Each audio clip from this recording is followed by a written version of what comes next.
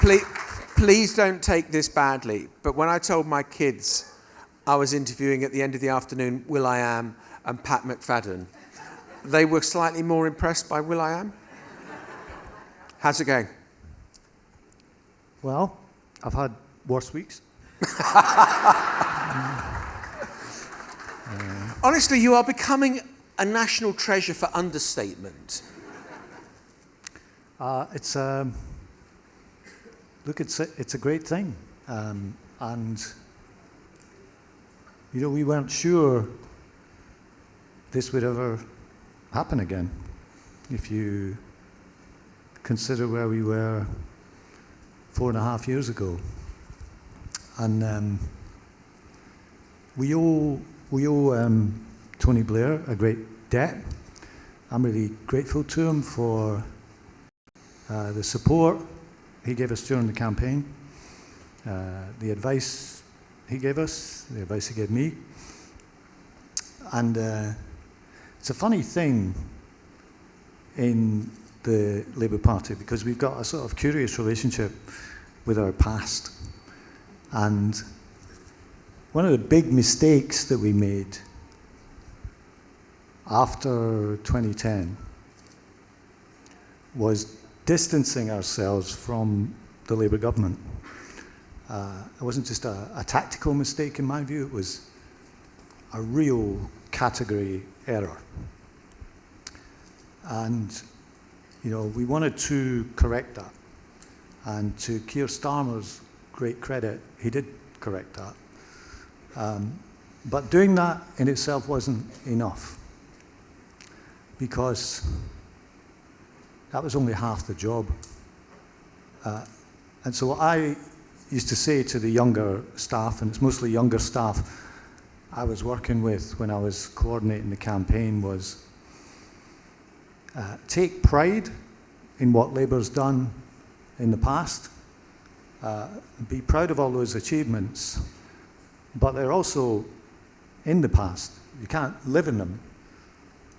And after 14 years, the time has come for us to write a new chapter and say to them, this is your time, this is your moment. I want you to have the chance to write a new chapter. And now we're on the first page of it.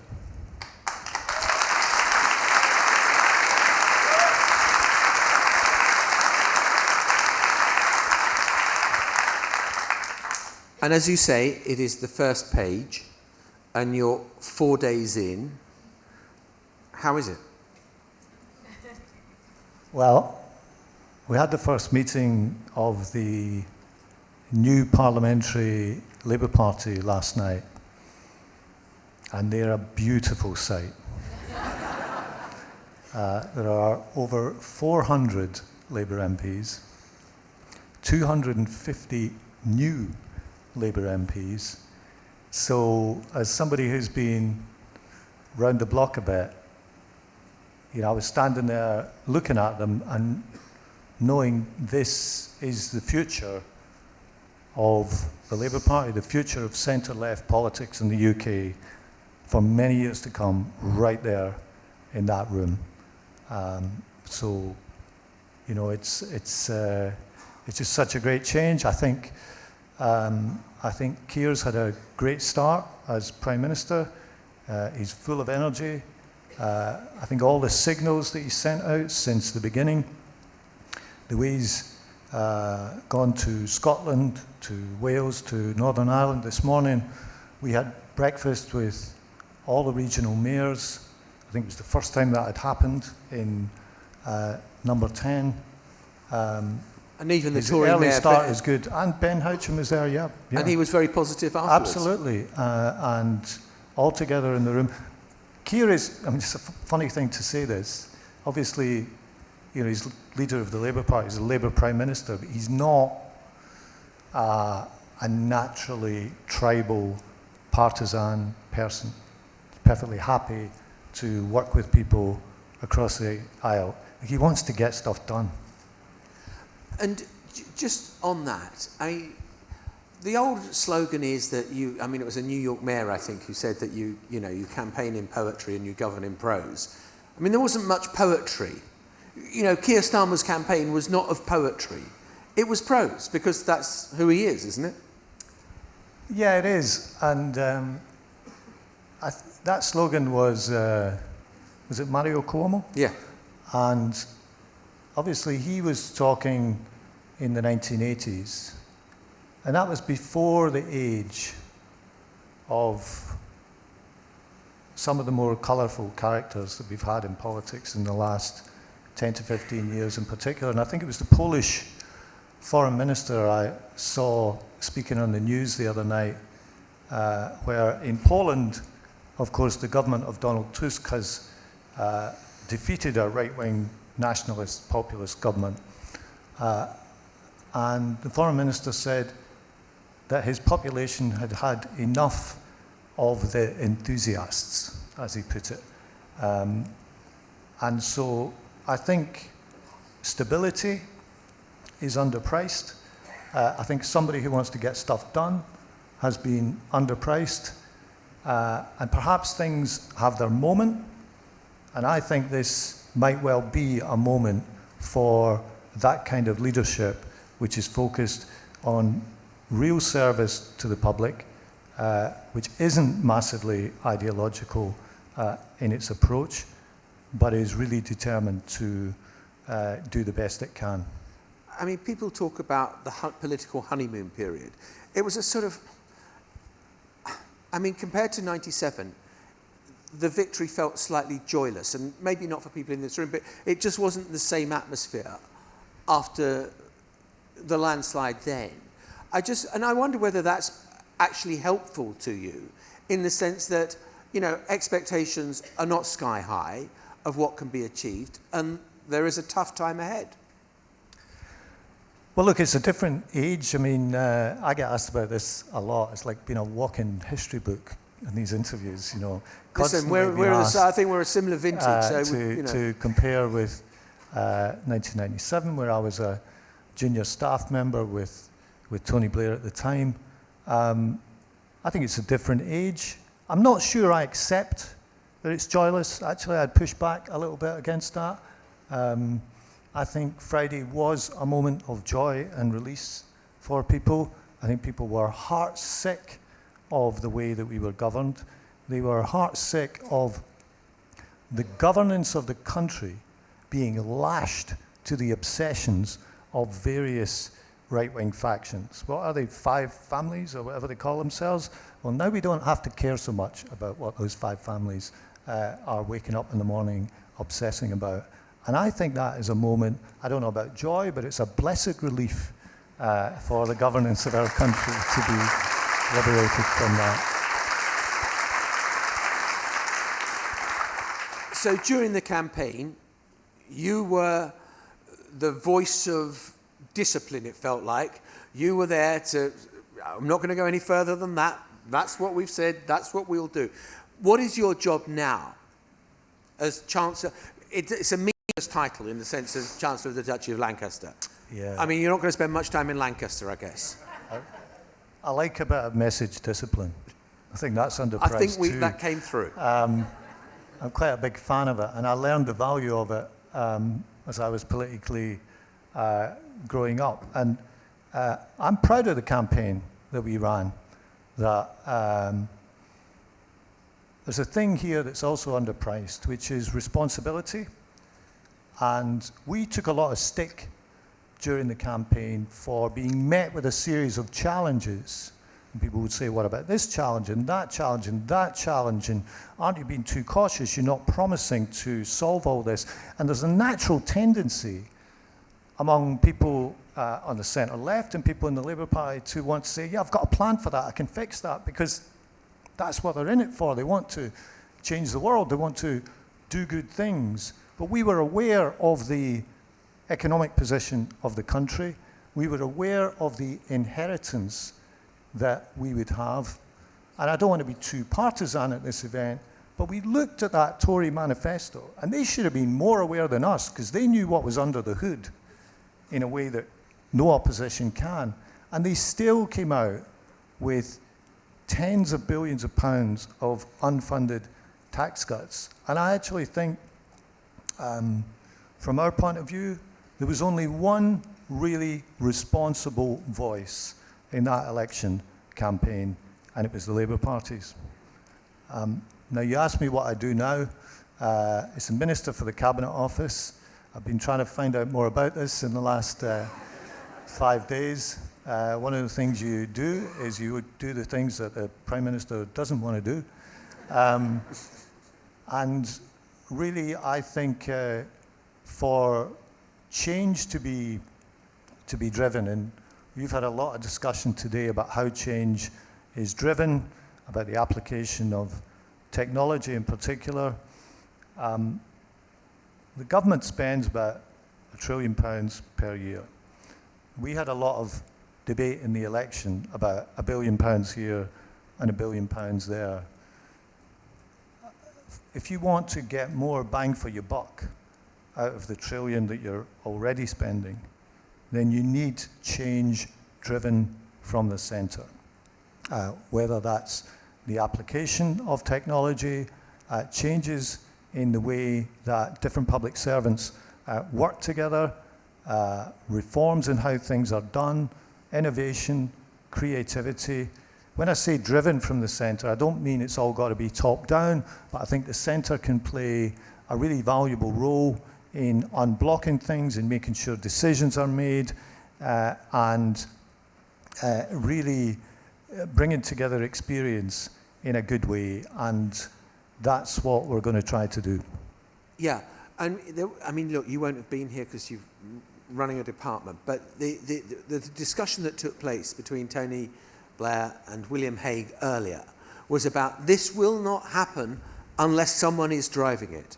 Don't expect the civil service to say, oh yeah, AI, we will change everything because you've asked for it.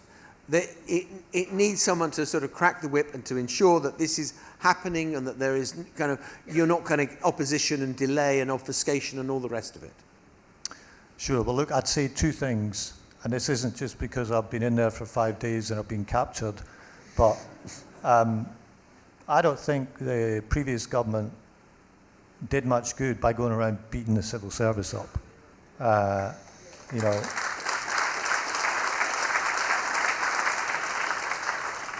So we're not going to do that, but we are interested in innovation. You're not going to drive change through the traditional method of writing a white paper, throwing it over a wall, and hoping something happens. You're going to have to break down some of those barriers between what gets put into practice and what gets created. You are not going to do it by creating a single national policy without properly testing stuff on the ground and learning as you go. There are new ways of policy innovation that have to happen, and frankly, I think it should make being in the civil service a richer, more rewarding experience rather than just being blamed for the failures of ministers, which is what's been happening before. And how much are you going to be judged on the delivery of the 5 missions that some people said were underwhelming in the election campaign, but they are surely what matters? Well, every government needs priorities. I mean, the metaphor I would use is, if you're a ship on the ocean, you need to have your engine on, you need to have your tiller pointing somewhere, you need to be going somewhere. If you don't have that, you'll be blown around by the weather, and the weather is always there, the events are always there. You might still be just about floating, but where you're going is not somewhere you are deciding. So every government has to have its sense of direction. And for us, the sense of direction is formed around those 5 missions. And we broke it down. We said we'd have 6 first steps. So we are getting on with that already. So when, for example, my colleague Wes Streeting goes into the Department of Health, the first thing he's trying to do is get going on that first step about the waiting list. When Bridget Phillipson goes into the Department for Education, the first thing she's trying to do is get started on the teacher recruitment. The same with Ed Miliband at the Department for Energy and Net Zero. set up GB Energy and so on. It gives you both the first steps and a sense of direction, and it gives the ship of state a sense of where it's going over the next few years. So yes, I'll be quite involved in helping to drive all that.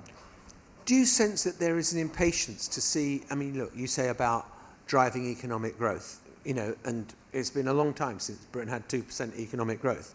Is there going to be, are the British people going to cut you the slack to deliver on that? Because it's not just a tap that you can simply turn on. It isn't, but it is the challenge. And without it, you are trapped in the same debate we've been in recent years about these fiscal events. You know, in the last 3-4 years alone, I've seen national insurance up, national insurance down. I've seen all sorts of, I've seen corporation tax up and down. You're just trapped in that. So again, during the campaign, there's a lot of skepticism. You can't just pull a lever and get growth. No, you can't just pull a lever and get growth. You have to do things.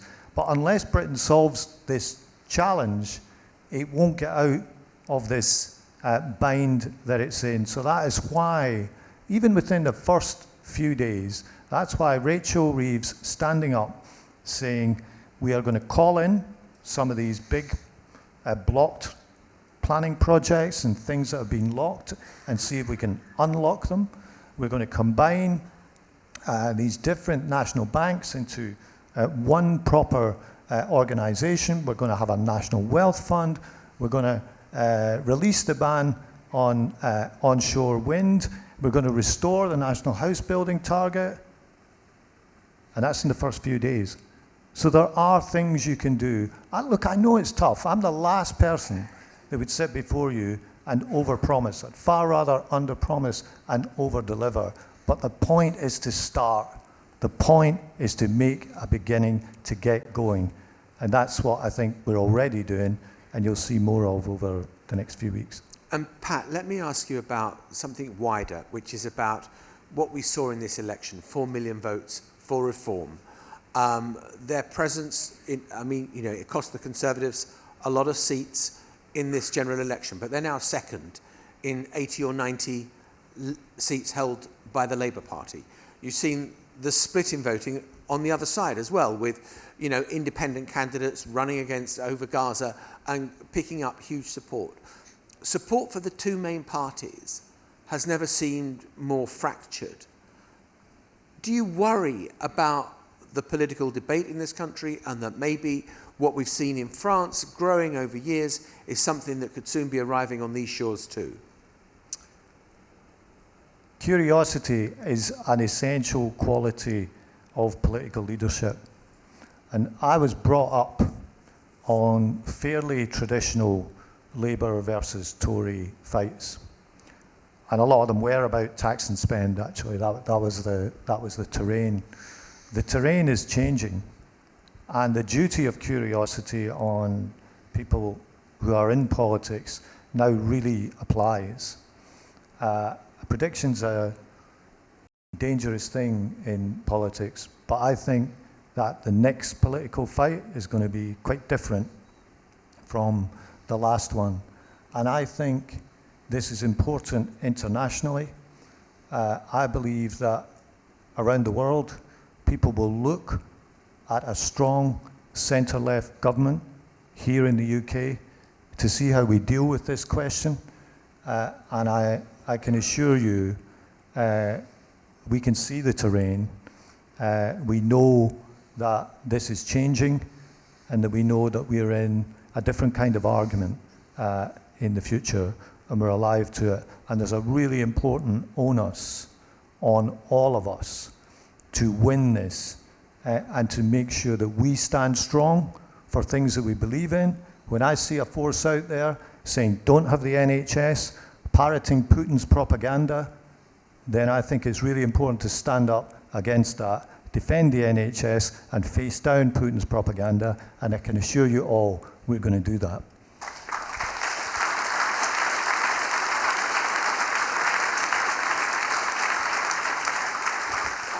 Ladies and gentlemen, Pat McFadden.